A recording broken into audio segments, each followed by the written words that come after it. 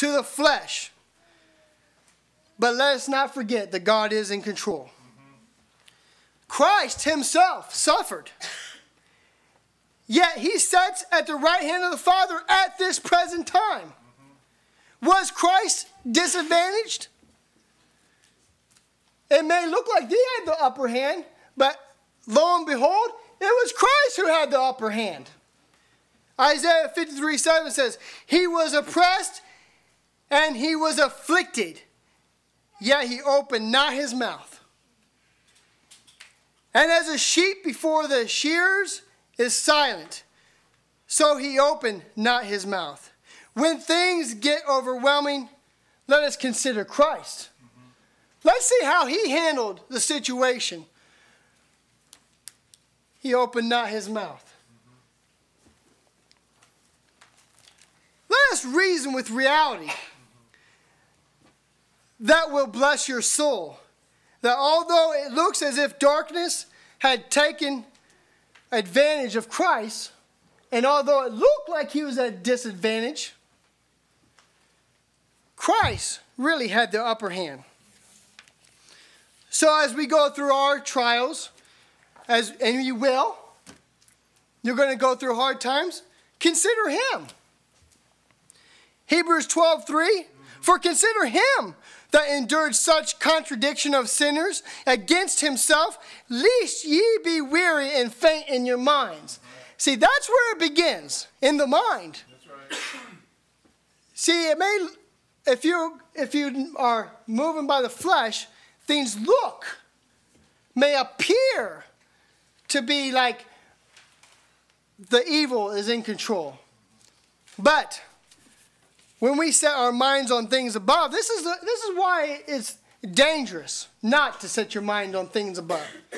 To just go on with your day by day, not rejoicing in the Lord, and not continuing with the Lord, and to forgetting the Lord.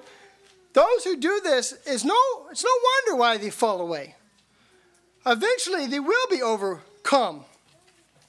So there is a danger in not doing this. It doesn't take much to forget who is in control. Just a few hours of not setting your mind on things above, not rejoicing in the Lord. It doesn't take much.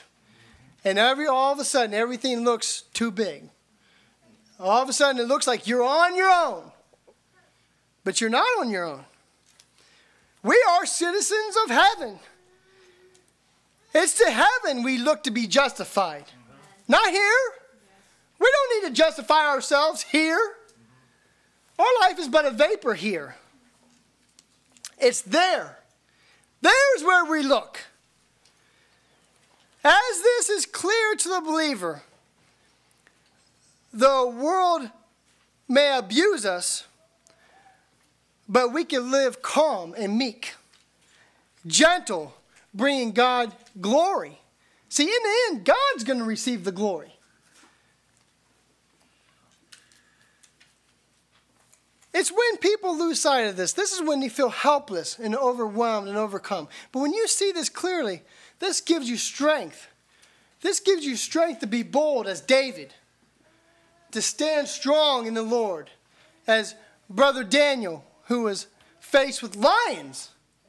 Can it get any worse than be put or like Brother Stephen, who boldly proclaimed why he faced violent men, who in the end took his body, but what else could they do to him?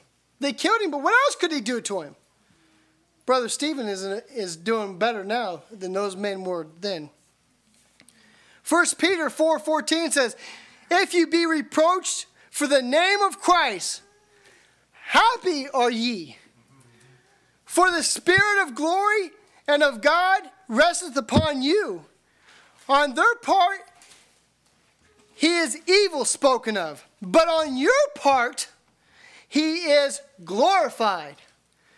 1 Peter 4:16 says, yet if any man suffer as a Christian, let him not be ashamed, but let him glorify God on his behalf. See, brother, what does it matter what men do to us when in the end we stand on Judgment Day glorifying God?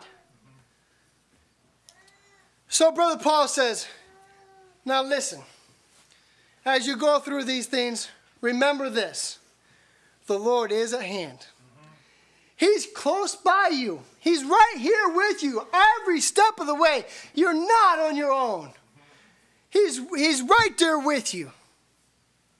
It may look as if enemies have the advantage, but the reality is the Lord is right there. Living a meek and gentle may look weak to the flesh, but this is not so. The enemy is not really free to do what he wills to do. That's right. God is using the enemy to do his will, that he may be glorified. Jesus is in control.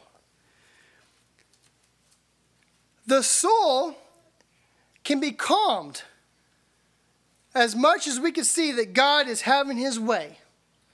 As much as we can see that God is having his way and no other is having his way, this can have a calming effect on the believer. Seeing that God is truly in control will bring peace to the soul that can come from no other source. God can deliver us and deal with our enemies. No matter how large or strong they may look, compared to God, how strong are they really? How strong is the enemy compared to our God? So what does it mean when people try to take things into their own hands? They're denying God. Yeah. They're really denying God and his power when they decide, I'm going to take. Just recently, someone shot and killed an abortion doctor. Now, what does this say for God when this person stood up and said, I'm going to take things into my own hands? He discounted God and what God is doing and took things into his own hands. He wasn't rejoicing in the Lord. He was taking things into his own hands. See, we don't do this, brethren. We rejoice in the Lord knowing that he is in control. Psalm 46, 1 through 3 says, God is our refuge, a strength and a very present help in trouble. It's God. Yeah. Therefore will not we fear, though the earth be removed, and though the mountains be carried into the midst of the sea. Though the waters therefore roar and tremble, though the mountains shake with a swelling thereof. Listen, God takes note of all those who are against his people. And in due time, he will deal with them. It is God who will deal with them. But now the Lord is at hand. He's close by us right now, brethren. As you struggle and you fight and you press on to rejoice in the Lord daily, he's right there with you. We do not live by sight. We live by faith. Hebrews 13:6 says, so that we may boldly say, the Lord is my helper, and I will not fear what man shall do unto me. You can only do this when you're rejoicing in the Lord. Now Jesus, he is coming back. And all those who do not live for God will quickly find out that their whole life was just a facade. It meant nothing. They lived their life without God and find out reality is God is everything. Our life is for the Lord. And if you're not living for the Lord, you've got nothing in the end. The reality is that everything outside of Christ is going to go. What happens to us now cannot compare to what is going to happen to those who are without Christ.